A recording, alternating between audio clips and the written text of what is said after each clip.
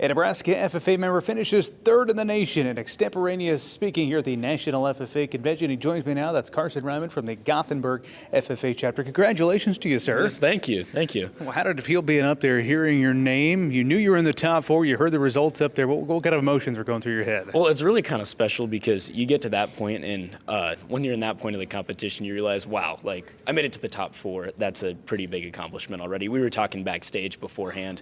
Whoever comes out first, whoever comes out fourth, we all made it to that top four spot. So I think that was really the impressive part for me, is like, wow, like finally made it here.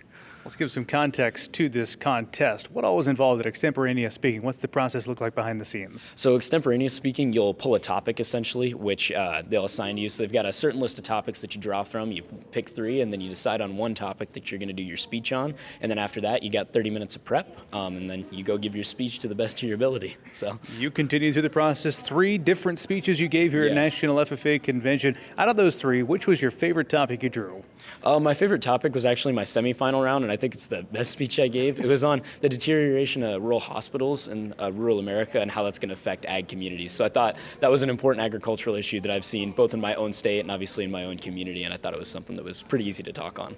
So you pull a topic. How much time do you have to prepare for your speech that you'll ultimately give? So all you get is that full 30 minutes. Okay. It's that from start to finish, you pull that topic, you have 30 minutes, they start your timer, and then that end of that 30 minutes, you are out there on stage rolling.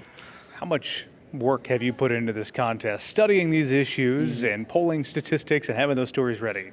Well, actually, my biggest thing has been listening to 880 in the mornings. I've been listening to rural radio, KRVN a lot. I'd like to hear that. Yeah, because that's the best place that I can get some ag issues. But I also do a lot of practice in school. Actually, I have a speech class that I'm able to take and kind of work FFA into that. And so I've been practicing extemp for probably about 6 or 8 weeks now, somewhere around there. And I've been given about an extemp a week, doing that 30-minute prep, and that's been the main source of my practice and what I've learned thus far. So how do you think you use these skills in extemporaneous public speaking as you continue? I know you're a senior this year, going to be looking at college in the next year. How do you see yourself using this moving forward?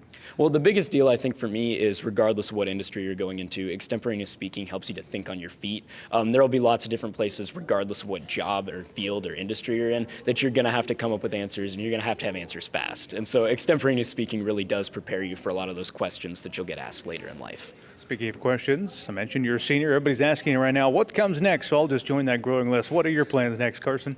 So my biggest plan actually is to, I'm hoping to take a lot of my talent to the University of Nebraska at Lincoln.